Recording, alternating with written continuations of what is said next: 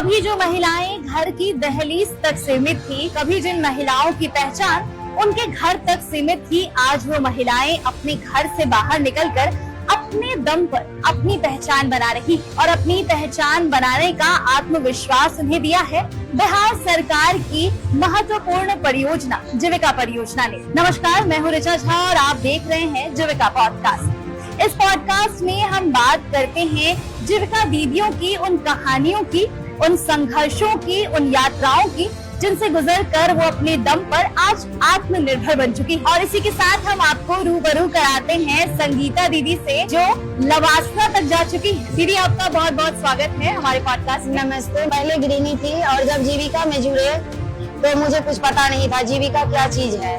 तो भैया आए वहाँ से कि जीविका के हम अथी है, आप 10 रुपया बचत कीजिए साप्ताहिक। तो हम 12 दीदी मिल के BOD का मेंबर बन के और बचत किए। उसके बाद हम दीदी लोग निर्णय लिए कि कुछ लोन लिया जाए, तो बैंक से 15,000 रुपया लोन मिला। फिर हम दीदी लोग उसको लोन को पैसा लगाए, ऋण पे लगाए, फिर उसको वापस करने लगे।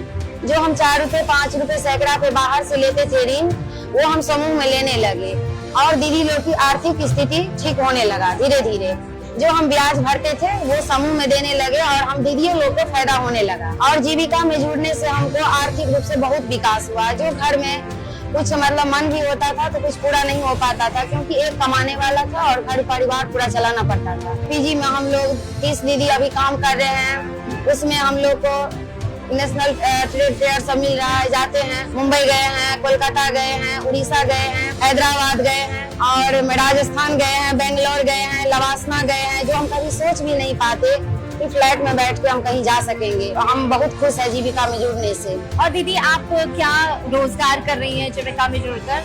मेरा मधुबनी पेंटिंग है जो विश्व विख्यात है, जो नेशनल नहीं इंटरनेशनल पे भी बिक रहा है अभी।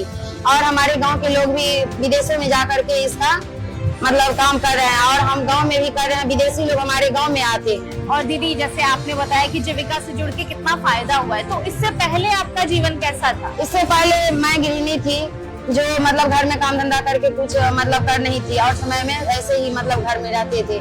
जीविका में जुड़ने से बहुत फायदा हुआ, जान पहचान मिला कि कहीं आप जा सकते हैं। हम लोग सोच नहीं सकते कि मुख्यमंत्री से मिलेंगे। मुख्यमंत्री जी से बात किए, फिर मोदी जी आए थे एयरपोर्ट पे, उसमें भी आए थे उद्घाटन में। तो हमको बहुत अच्छा लगा। जीविका में जुड़ने से बहुत फायदा हुआ है, सभी दीदी को फायदा हुआ। अब हमारी अभी जो आय है आमदनी, सब दीदी को 15-20 हजार महीना मिल जाता है। तो दीदी, जब से आप जुड़ी है जीविका में, आपको क्या लगता है कि आपकी आर्थिक स्थिति पहले से बेहतर? पहले से आर्थिक स्थिति में बहुत सुधार है। सामाजिक रूप से भी विकास हुआ है। जैसे गाँव की दीदियाँ नहीं निकल पाती थी, अगर कोई निकल पाती थी तो उसके बारे में लोग अनाप शनाप बोलते थे।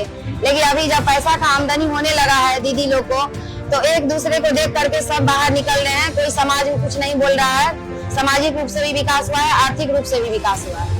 तो दीदी, जैसे आपने बोला कि सामाजिक और आर्थिक दोनों रूप में विकास हुआ है, तो क्या आप अपने बातों को, जैसे पहले होता था कि महिलाएं अपनी बातों को घर पे नहीं रख पाती थी क्योंकि पुरुषों की बात सुनी जाती थी, महिलाओं के नहीं, तो अब आप अपनी बातों को अपने घर पे अपनी बातों को घर पे रखते हैं और आत्मनिर्भर बन गए हैं। महिला सशक्तिकरण हो गया है और हम अपने बात को रखते हैं। घर में भी हम लोग का बहुत महत्व है, गार्जियन भी सपोर्ट कर रहा है, तभी बाहर निकल पा रहे हैं। और सभी दीदी खुश है कि हम जो बेकार का बैठेंगे वो रोजगार करेंगे तो उससे 2 रुपया का इनकम होगा और बाल बच्चा को अच्छा शिक्षा दे सकेंगे।